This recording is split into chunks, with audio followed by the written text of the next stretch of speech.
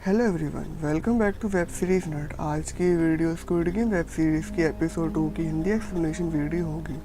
इससे पहले मैं एपिसोड 1 काफ़ी अच्छी तरह से एक्सप्लेन करके अपने चैनल पर अपलोड कर चुका हूँ। इस वीडियो के डिस्क्रिप्शन में आपको एपिसोड 1 की लिंक मिल जाएगी।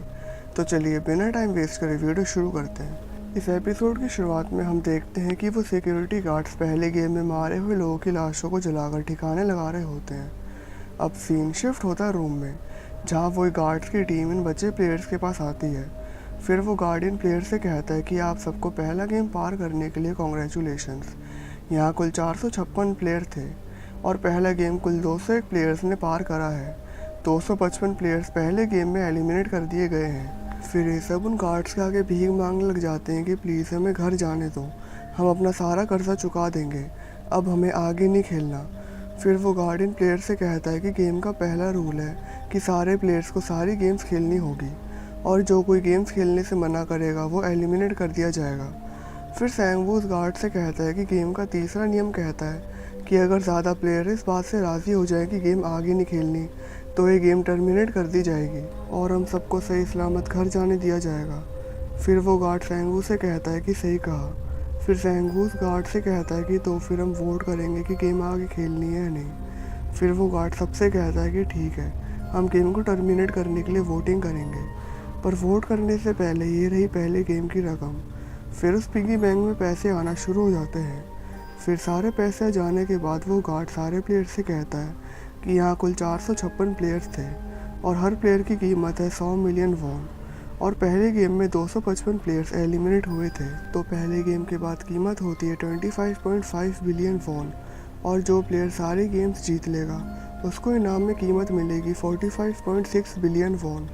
पर अगर आप सब गेम खेलने से मना करते हैं तो जो मरे हुए लोगों की रकम है 25.5 बिलियन वॉन, वो पहले गेम में मरे हुए लोगों के परिवार में 100 मिलियन वॉन के हिसाब से बांट दी जाएगी और आप सबको खाली हाथ घर जाना होगा। फिर वो गार्ड वोटिंग के लिए लास्ट से शुरुआत करता है, तो पहला नंबर सियोंग का आता है जो कि रेड बटन दबाता है, मतलब सियोंग को गेम आगे नहीं खेलनी। फिर दूसरी प्लेयर हरा बटन दबाती है, मतलब इस प्लेयर को गेम आगे खेलनी है। फिर बहुत सारे प्लेयर गेम ना खेलने के लिए वोटिंग करते हैं और बहुत सारे गेम खेलने के लिए वोटिंग करते हैं। अब यहाँ पर कीमत को देखकर बहुत से प्लेयर के मन में लालच आ चुका था और सैंगवू गेम खेलने के लिए वोटिंग करता है और यहाँ पर गेम ना खेलने वालों का नंबर और गेम खेलने वालों का नंबर बराबर चल रहा था। अब एंड में वही बूढ़े अंकल बचते हैं जो कि प्लेयर नंबर 1 होते हैं और वोटिंग का स्कोर होता है 100-100। अब अगर ये अंकल गेम खेलने के लिए वोट करते हैं तो सबको ये गेम खेलनी होगी, क्योंकि फिर गेम खेलने वालों का स्कोर हो जाएगा 101। और अगर ये अंकल गेम ना खेलने के लिए वोट करते हैं तो सबको यहाँ से खाली हाथ घर जाना होगा, क्योंकि तब गेम ना खेलने वालों का स्कोर भी 101 हो जाएगा। फिर ये अंकल वोट करते हैं गेम ना खेलने के लिए। फिर जिन्होंने पैसों के लिए गेम खेलने के लिए वोट करा था वो गार्ड से विनती करते हैं कि जो जाना चाहते हैं उन्हें जाने दीजिए, पर हम गेम आगे खेलना चाहते हैं, हमें प्लीज़ खेलने दीजिए। पर इस गेम के रूल के हिसाब से ऐसा करना मुमकिन नहीं था। फिर वो गार्ड सारे प्लेयर से कहता है कि ये गेम टर्मिनेट कर दी जाती है। फिर जो वैन इनको घर से लेने आई थी उसी वैन से इनको कोरिया छोड़ दिया जाता है, जहाँ पर सियोंग और सेब्योक को साथ में छोड़ देते हैं। फिर सियोंग सेब्योक के हाथ खोल देता है और फिर सेब्योक सियोंग के हाथ खोलकर वहाँ से चली जाती है, क्योंकि सियोंग सेब्योक से चुराए हुए पैसे मांगने लग जाता है। अब दूसरी तरफ हम देखते हैं कि सैंगवू और अली साथ में होते हैं, जहाँ सैंगवू अली को घर जाने के लिए थोड़े पैसे देता है और कॉल करने के लिए अपना अली को फ़ोन भी देता है, जिससे अली के दिल में सैंगवू के लिए इज्जत बढ़ जाती है। अब अगली सुबह हम देखते हैं कि सियोंग पुलिस स्टेशन में जाके कंप्लेंट कर देता है कि कुछ लोग लोगों को गेम खिलाकर पैसों का लालच देकर जान से मार रहे हैं, पर वो पुलिस वाले सियोंग की बात पर यकीन नहीं करते। फिर वो पुलिस ऑफिसर उस कार्ड पर दिया हुआ नंबर मिलाता है, पर ये अब रॉन्ग नंबर हो चुका था। फिर वहाँ पर एक और पुलिस ऑफिसर आ जाता है और फिर वो पुलिस ऑफिसर सियोंग को वहाँ से भगा देते हैं। अब दूसरे सीन में हम देखते हैं कि सियोंग और सैंगवू साथ में होते हैं। यहाँ पर सियोंग सैंगवू से कहता है कि तू तो बड़ा पढ़ाकू बच्चा था, तो तू ये कर्जे वर्जे के चक्कर में कैसे पड़ गया। फिर सैंगवू सियोंग से कहता है कि मेरे ऊपर कुल 6 बिलियन वॉन्स का कर्जा है, मैंने अपनी मम्मी की दुकान तक गिरवी रखवा दी है। फिर सियोंग के पास एक कॉल आता है। फिर सियोंग जल्दी से हॉस्पिटल पहुंचता है, जहां पर उसकी मम्मी एडमिट होती है। यहाँ पर डॉक्टर सियोंग से कहता है कि आपकी मम्मी को शुगर की बीमारी है, हमको जल्दी से इनका ऑपरेशन करना होगा, तो आप पैसों का इंतज़ाम करके रखिएगा। फिर रात होने पर सियोंग की मम्मी हॉस्पिटल से बाहर आ जाती हैं। फिर सियोंग अपनी मम्मी से कहता है कि तुम्हें आराम की ज़रूरत है। फिर सियोंग की मम्मी सियोंग से कहती हैं कि ऑपरेशन के लिए पैसे नहीं हैं मेरे पास, अब मैं तुझे और नहीं सह सकती। फिर सियोंग अपनी मम्मी से कहता है कि मैं पैसे लाऊंगा, चाहे मुझे अपने आप को ही क्यों ना बेचना पड़े। फिर सियोंग अपने दोस्त के पास जाता है, जो सियोंग को साफ मना कर देता है कि मेरे पास इतने पैसे नहीं हैं। फिर सियोंग को मजबूरन अपनी वाइफ के पास जाना पड़ता है।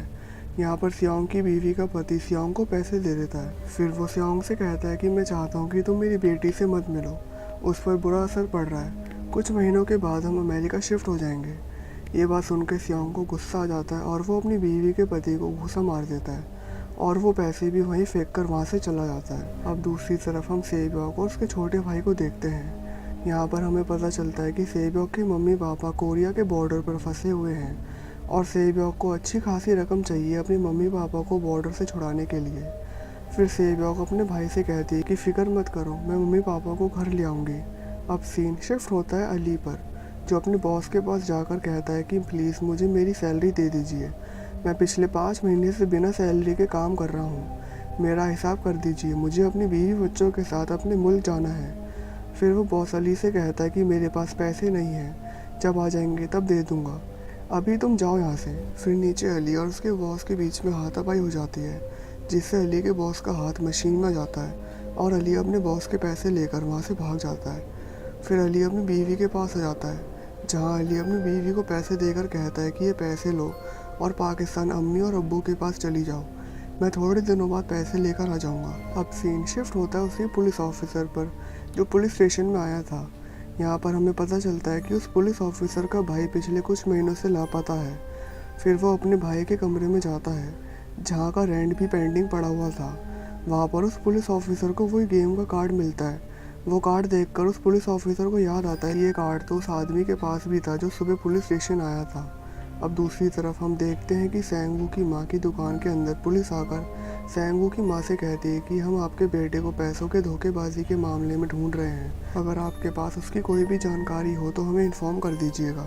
पुलिस की ये बात सुनकर सेंगवू की माँ बहुत परेशान हो जाती हैं। अब दूसरे सीन में हम देखते हैं कि सेंगवू बाथटब में आत्महत्या करने की कोशिश करता है, पर तभी उसके दरवाजे की कोई घंटी बजा देता है। फिर सेंगवू दरवाजे के पास जाकर देखता है कि उस गेम का एक नया कार्ड यहाँ पर पड़ा हुआ है। अब सीन शिफ्ट होता है डेक्सू पर, जो अपने दोस्त के साथ उस पिगी बैंक को लूटने की प्लानिंग कर रहा होता है और डेक्सू के पास भी सेंगवू की तरह नया कार्ड आया होता है। पर यहाँ पर डेक्सू का दोस्त डेक्सू के दुश्मनों के साथ मिला हुआ था। फिर डेक्सू अपने दोस्त को जान से मार देता है और फिर अपने दुश्मनों से बचने के लिए तालाब में कूद जाता है। अब सीन शिफ्ट होता है सियोंग पर, जो शराब पी रहा था। फिर वहाँ पर सियोंग की मुलाकात वही बूढ़े अंकल से होती है। यहाँ पर इनकी काफ़ी अच्छी खासी जान पहचान हो जाती है। फिर वो बूढ़े अंकल सियोंग से कहते हैं कि मैंने गेम में वापस जाने का फ़ैसला करा है। फिर थोड़ी देर बाद सियोंग अपने घर की तरफ आ जाता है, जहाँ वो पुलिस ऑफिसर सियोंग से कहता है कि तुम सुबह पुलिस स्टेशन में किस गेम की बात कर रहे थे। फिर सियोंग उस पुलिस ऑफिसर से कहता है कि कुछ नहीं, मैंने बस ऐसी ही कहानी बनाई थी। फिर वो पुलिस ऑफिसर सियोंग से कहता है कि मेरा भाई लापता है, प्लीज़ मेरी मदद करो, उसके घर पर भी वही कार्ड है जो तुम्हारे पास था। फिर सियोंग उस पुलिस ऑफिसर से कहता है कि मुझे माफ़ करो, मैं अभी इस हालत में नहीं हूँ कि किसी की मदद कर सकूँ। फिर सियोंग अपने घर के दरवाजे पर आ जाता है, जहाँ सियोंग को उस गेम का एक नया कार्ड मिलता है। फिर सियोंग वो बूढ़े अंकल सेब्योक, अली, सेंगवू, डेक्सू गेम में वापस जाने का फ़ैसला कर लेते हैं और वो पुलिस ऑफिसर सियोंग की वैन का पीछा करता है और यहाँ पर सेब्योक चालाकी से अपना मुंह ढक लेती है और वो बाकी सबकी तरह बेहोश नहीं होती और ये एपिसोड यहाँ ख़त्म हो जाता है। तो आप मुझे नीचे कमेंट करके बताइए कि आपको ये एपिसोड का एक्सप्लेनेशन कैसा लगा। तो चलिए मिलते हैं आपसे नेक्स्ट एपिसोड के एक्सप्लेनेशन में। तब तक के लिए goodbye, take care and thanks for watching.